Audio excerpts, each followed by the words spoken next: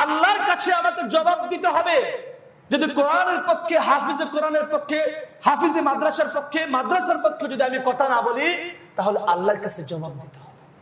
সেই দায়বদ্ধতা থেকে আমি বললাম, কারণ তার বক্তব্যগুলো সারা পৃথিবীতে ছড়িয়ে গেছে, সারা পৃথিবীতে তার বক্তব্যগুলো ছড়িয়ে গেছে। আমি যদি না বলি তাহলে দায়ী থাকবো আল্লাহর কাছে।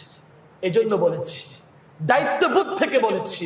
আমি মনে করি আপনারা আমার কথাগুলো বুঝেছেন। হেরার আলো বাংলাদেশ, বিশুদ্ধ ধর্ম প্রচারে অপ্রতিরোধ।